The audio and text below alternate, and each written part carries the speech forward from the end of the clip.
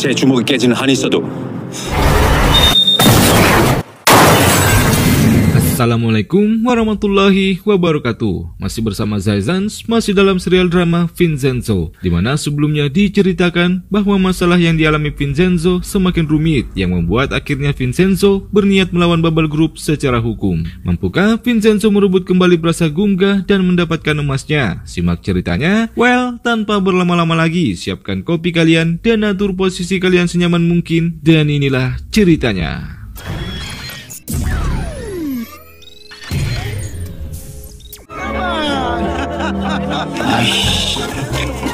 Hong Chayun yang juga takjub akan hal itu membuatnya semakin curiga, di mana Vincenzo mengeluarkan uang pribadinya hanya untuk menghalangi perobohan Plaza Gumga. Tentu ada motif di balik semua itu. Namun Vincenzo membantah semua itu, bahwa alasan ia melakukan itu karena cinta. Dan dengan menatap Hong Chayun, Vincenzo mengatakan bahwa ia lebih menyukai cinta tanpa alasan, yang seketika itu membuat Hong Chayun sedikit salah tingkah. 난 이유 없는 사랑이 더 좋던데. Relax.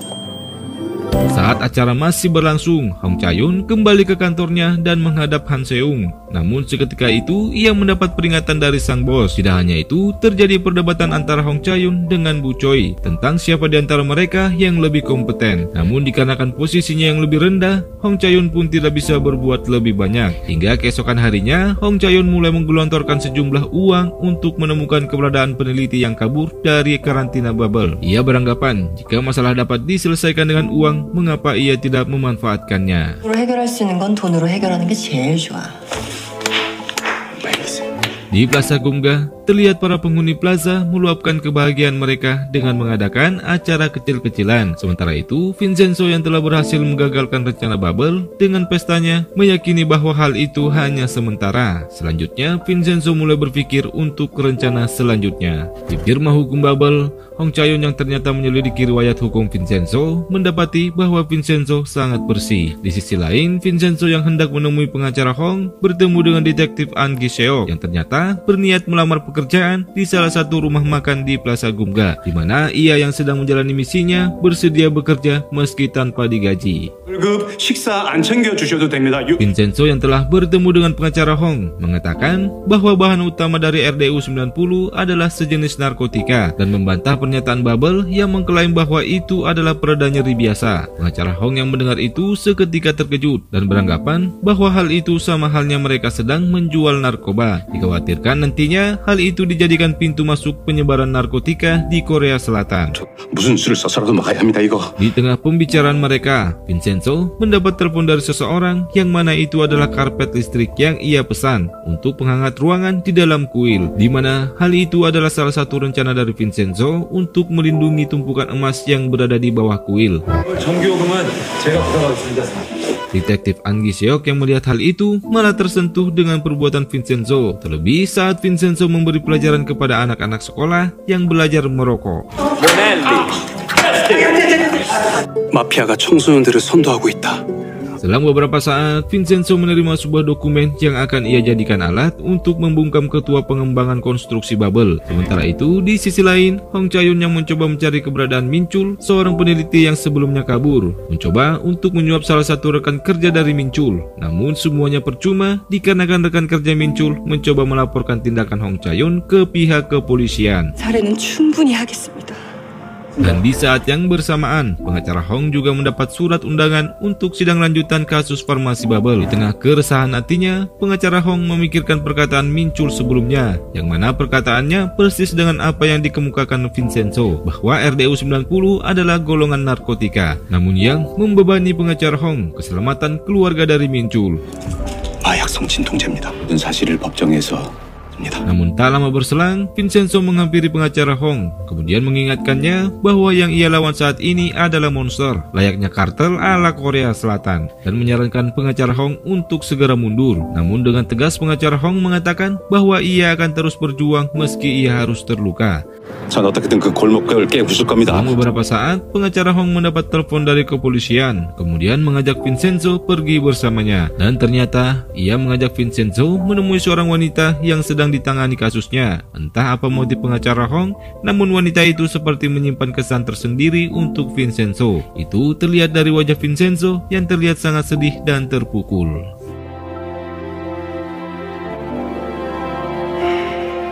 Di malam harinya, Vincenzo menemui ketua pengembangan konstruksi bubble, Na-dok Jin, kemudian memberikannya sebuah dokumen kejahatan yang ia lakukan dan beberapa foto tentang perselingkuhannya dengan seorang wanita. Hal itu pun membuat Na-dok Jin begitu sangat ketakutan.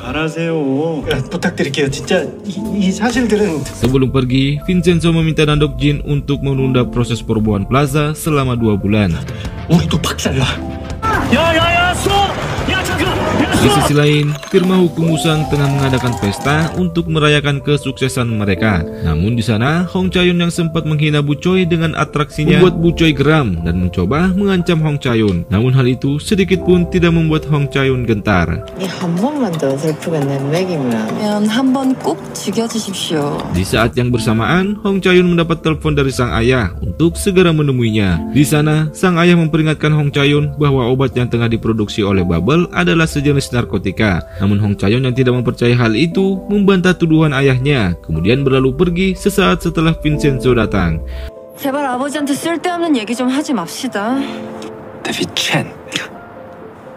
Pengacara Hong akhirnya berbicara terbuka dengan Vincenzo dan meminta Vincenzo untuk menjenguk ibunya di lain waktu, di mana sang ibu diperkirakan umurnya tersisa 6 bulan lagi, dan hal itu cukup membuat Vincenzo terkejut, yang mana pengacara Hong mengetahui bahwa wanita itu adalah ibu dari Vincenzo. Hal itu pengacara Hong ketahui ketika sidang 5 tahun yang lalu. Ia melihat seorang pemuda yang begitu sangat marah ketika mendengar putusan sidang atas seorang wanita yang sama, dan ketika ia melihat Vincenzo mengunjungi rumah tahanan wanita, membuatnya yakin bahwa Vincenzo adalah keluarga dari wanita itu.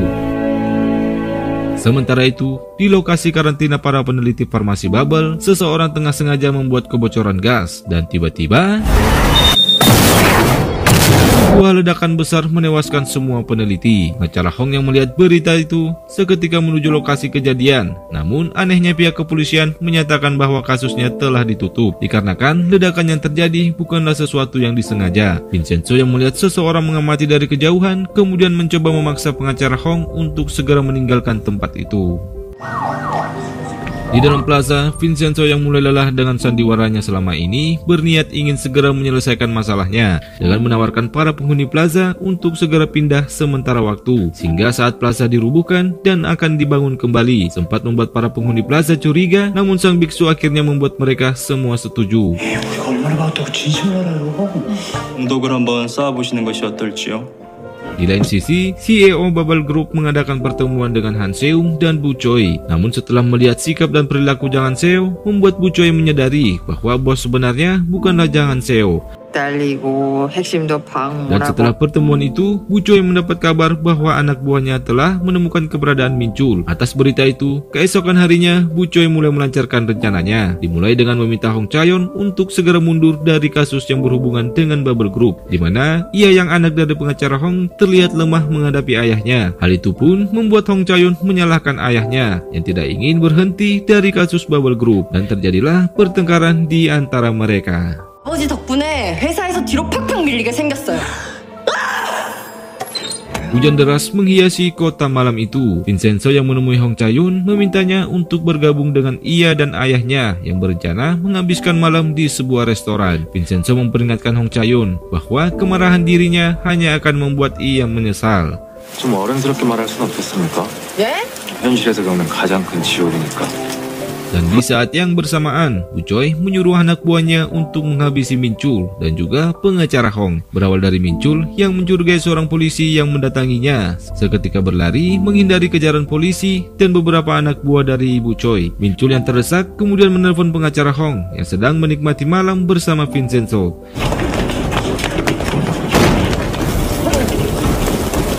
Namun hingga Min-chul tertangkap, pengacara Hong yang sedang berada di luar restoran tidak mengetahui ponselnya berdering. Namun sesaat ketika pengacara Hong akan menelpon balik, tiba-tiba Vincenzo dan pengacara Hong yang tertabrak oleh sebuah mobil truk tergeletak di atas lantai bersimpu darah.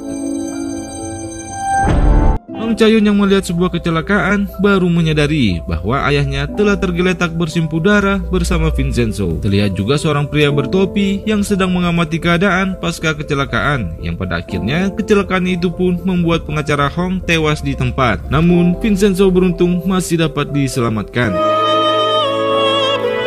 Hong Chae-yun yang hanya bisa menangis menyesali sikapnya selama ini.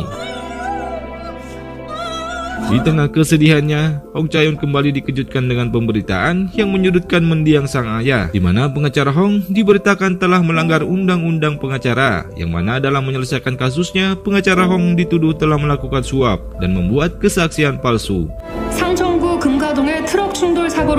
Sebagai sebuah karma, Hong Chae-yun pun merasakan apa yang pernah ia perbuat. Sementara itu, di kantornya, pengacara Choi tengah menikmati kemenangannya.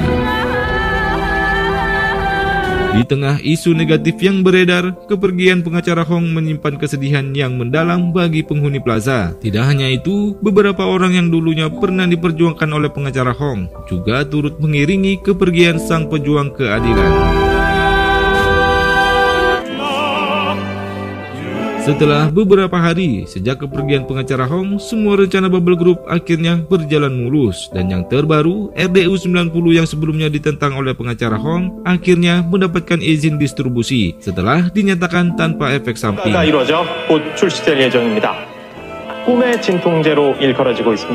Di kantor firma hukum Japuragi, Hong Chae-yun yang sedang membereskan barang milik ayahnya memandang foto kenangan yang disimpan sang ayah yang membuatnya semakin bersedih dan menyesal. 고교 졸업식 저런 못난 법조인이 되지 않길 바라며. Sementara itu, para penghuni plaza yang sangat kehilangan pengacara Hong meratapi nasib mereka yang saat ini tidak ada lagi yang akan memperjuangkan Plaza Gunga. Meski Vincenzo sebelumnya telah menjanjikan mereka untuk pindah, namun para penghuni plaza tidak sepenuhnya mempercayai Vincenzo. Hingga tiba-tiba sang detektif An Gi-seok mengungkap kebenaran bahwa Vincenzo tidaklah seperti yang mereka pikirkan. 혹시 그거 아세요? 이기적인 인간으로 몰아붙이는 게 아닌가. Di rumah sakit, Hong Chae-yun yang saat ini tidak mempunyai siapa-siapa lagi mengutarakan semua kesedihannya di samping Vincenzo yang masih belum sadarkan diri. Hingga tiba-tiba 여기 1인용 병실 비용이 얼마인지 알아요? 그럼 오늘부터 가죠. Vincenzo yang ternyata sudah sadarkan diri dari semalam mencabut semua impulsnya dan berencana meninggalkan rumah sakit. Hong Chae-yun yang terkejut akan hal itu hanya bisa mengiringi langkah Vincenzo. 걱정 말아요. Vincenzo yang mengunjungi makam pengacara Hong sedikit mengulang kenangan mereka saat bercerita bersama. Saat pulang, terjadi perdebatan antara Vincenzo dan Hong Chae-yun, di mana Vincenzo yang sedari awal kesal atas sikap Hong Chae-yun kepada ayahnya. Sampai saat ini pun, Hong Chae-yun masih belum mengakui penyesalannya, yang kemudian membuat Vincenzo meninggalkannya. Namun saat di perjalanan, Hong Chae-yun mendengar sebuah berita yang menyatakan penemuan sebuah mayat, yang mana itu adalah mayat dari Min Chul. Tak ada bedanya dengan pengacara Hong, kematian Min Chul juga disertai dengan berita rekayasa yang menyebutkan bahwa Min Chul yang seorang peneliti farmasi bubble bunuh diri dikarenakan terbukti telah menjual bahan obat-obatan kepada pihak luar. Menyadari bahwa semua itu ada kaitannya dengan bubble dan Wusang, Hong Chae-yun pun memutuskan untuk mengundurkan dari firma hukum Wusang. Sempat mendapat penolakan dari bosnya, namun pengacara Choi secara terang-terangan mengibarkan perang kepada Hong Chae-yun. 나대지 마라. Sementara itu, Vincenzo yang kembali ke Plaza Gunga dipusingkan dengan kelakuan para penghuni plaza yang masih saja tidak mempercayai dirinya. Ditambah lagi kedatangan Boss & Company membuat Vincenzo semakin geram, di mana beberapa dari penghuni plaza akhirnya mau menerima kompensasi yang ditawarkan pihak konstruksi bubble. Sempat mendapat ancaman dari Boss & Company, namun itu sama sekali tidak mempengaruhi Vincenzo. 너 그 밑에 묻어줄게. Dan di malam harinya, Vincenzo yang semakin muak dengan sepak terjang dari Bubble Group berencana mencari bukti di tempat kejadian perkara. Di sana Vincenzo yang menyadari bahwa hal itu bukanlah kecelakaan, mulai memikirkan untuk melancarkan pembalasannya. Dan akhirnya Vincenzo pun memulainya dari Direktur Jang Han-seo yang dibuat ketakutan dengan banyaknya suntikan yang berada di tempat tidurnya. Hal itu pun menjadi perhatian dari Han-seo dan juga pengacara Choi, yang kemudian membuat mereka akhirnya beralibi bahwa yang melakukan hal itu adalah Hong Chae-yun. 홍차용 변호사가 1차 용의자인 것 같습니다.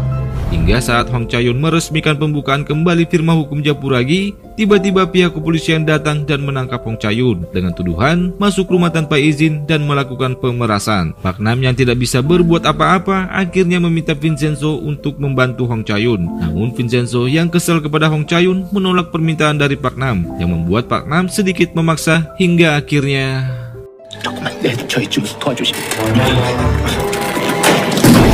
di malam harinya, Vincenzo yang terus memikirkan keputusannya untuk tidak membantu Hong Cha-yun membuatnya tidak bisa tidur hingga di pagi hari. Di kantor kepolisian, terjadi percakapan di antara kedua polisi yang mana ternyata mereka telah mendapat uang suap dari firma hukum Musang. Jang Jun-wo yang datang berniat mengeluarkan Hong Cha-yun, namun ia malah membuat keadaan semakin rumit. Hingga akhirnya Vincenzo datang membawa bukti CCTV yang menyatakan bahwa Hong Cha-yun berada di rumah saat kejadian berlangsung, yang seketika itu membuat para petugas kepolisian tidak bisa berkutik. 홍차영 씨 집 대문이 바로 보이는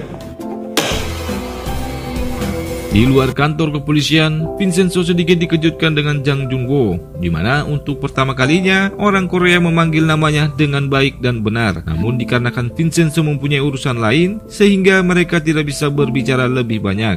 먼저 가보겠습니다. Di sebuah kafe, Vincenzo yang sedang minum kopi bersama Hong Cha-yun kemudian mulai membicarakan tentang rencana Vincenzo yang akan membalas kematian pengacara Hong. Dalam perkataannya, Vincenzo mengatakan mata dibalas mata. Namun Hong Cha-yun yang mendengar itu seperti merendahkan siapa sebenarnya Vincenzo. Demi keselamatan Hong Cha-yun, Vincenzo kemudian memintanya untuk menutup firma hukum Japuragi dan tidak terlibat dengan Wusang dan Bubble Group. Namun Hong Cha-yun yang merasa dialah yang lebih berhak untuk marah menolak menuruti permintaan Vincenzo. Namun setelah mendengar perkataan Vincenzo bahwa Hong Cha-yun lah yang lebih paham bagaimana kekuatan Wusang dan Bubble Group, membuatnya sedikit berpikir yang akhirnya ia mencoba untuk menghubungi semua kenalannya dan orang yang pernah ia bantu. Namun hasilnya tidak ada satupun di antara mereka yang mau membantu Hong Cha-yun. Yang pada akhirnya Hong Cha-yun meminta bantuan kepada Vincenzo. Awalnya Vincenzo menolak, namun setelah Hong Cha-yun akhirnya mengakui bahwa ia adalah anak dari pengacara Hong, membuat Vincenzo akhirnya bersedia menyertakan Hong Cha-yun dalam rencana balas dendamnya. Kemudian beginilah cara Vincenzo menghancurkan musuh-musuhnya. 정리가 된다면 알아서 관두는 겁니다. 오케이.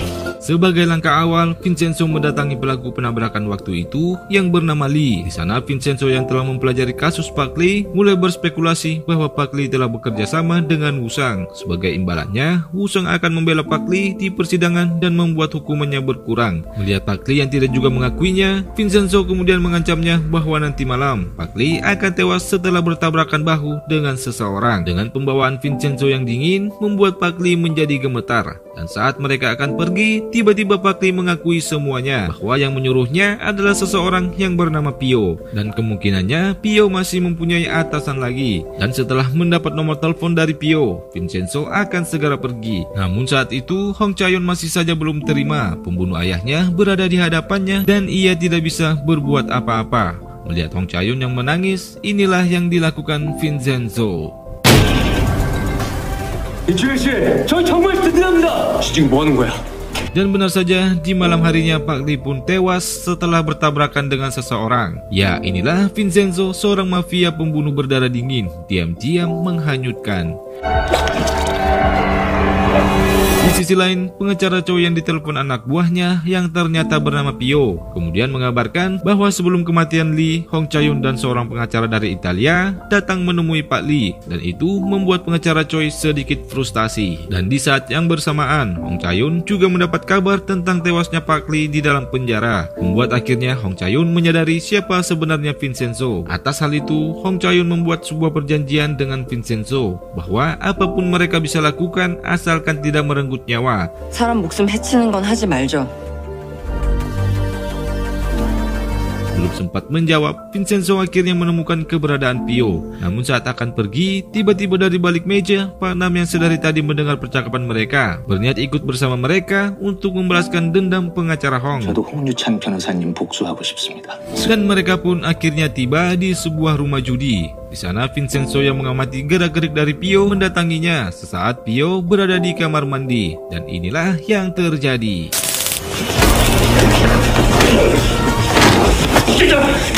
berhasil menangkap Pio, mereka pun menyuruhnya menelpon atasannya dan memintanya bertemu. Ya, inilah wajah pria bertopi yang ada di lokasi kejadian. Dan selang beberapa saat, pria itu pun tiba di lokasi yang dijanjikan dan dengan mudahnya dilumpuhkan oleh Pak Nam. Di sebuah ruangan, Pio dan bosnya yang diikat secara terpisah kemudian diminta untuk menyebutkan siapa dalang di balik semuanya. Meski diancam dengan sebuah pistol, mereka masih belum bersedia menyebutkan siapa dalang di balik semuanya. Hingga akhirnya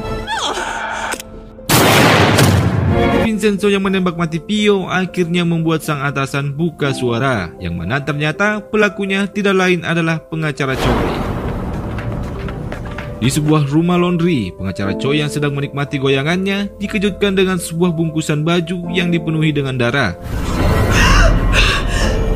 Mana itu adalah baju dari Pio dan atasannya. Pengacara Choi yang terkunci di dalam rumah laundry itu terkejut dengan sebuah panggilan dari nomor yang tidak dikenal, yang mana tidak jauh dari tempat itu Vincenzo mengamati pengacara Choi sambil menelponnya, dan hal yang sama akan dilakukan Vincenzo, di mana di sebuah jalan sebuah truk siap menunggu perintah untuk melaju ke arah pengacara Choi. Pengacara Choi pun berhasil dibuat ketakutan, kemudian diminta untuk mengakui kejahatan mereka dan mengembalikan nama baik pengacara Hong. Namun dalam ketakutannya, pengacara Choi memilih untuk dibunuh daripada harus mengikuti persyaratan itu. Namun entah mengapa, Vincenzo tidak ingin membunuh pengacara Choi dan hanya memperingatkannya bahwa ada ganjaran dari semua itu.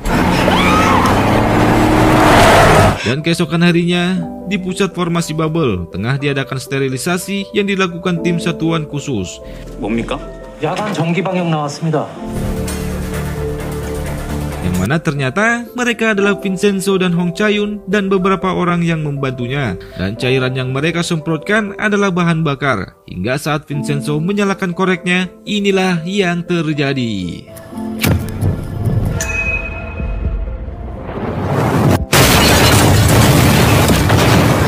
Vincenzo dan kawan-kawan akhirnya berhasil membumi hanguskan gudang suplai bahan baku farmasi Bubble. Dan di sini juga terungkap Vincenzo mendapat informasi itu dari Pio yang ternyata masih hidup, begitu juga dengan atasannya. Dan semua kejadian di awal hanya digunakan untuk mengungkap siapa dalang dari semuanya. Di sini juga terlihat orang-orang yang pernah diperjuangkan oleh pengacara Hong bersedia turut serta dalam pembakaran gedung suplai farmasi Bubble.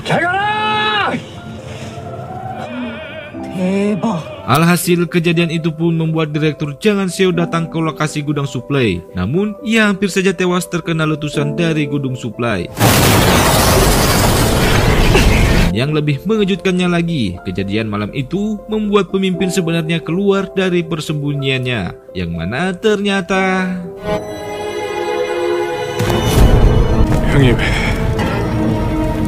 Jang Junwo dan Jangan Seo adalah adik kakak yang dilahirkan dari ibu yang berbeda, dan Jang Junwo adalah pemimpin yang sebenarnya. Di tengah kobaran api, episode ini pun berakhir.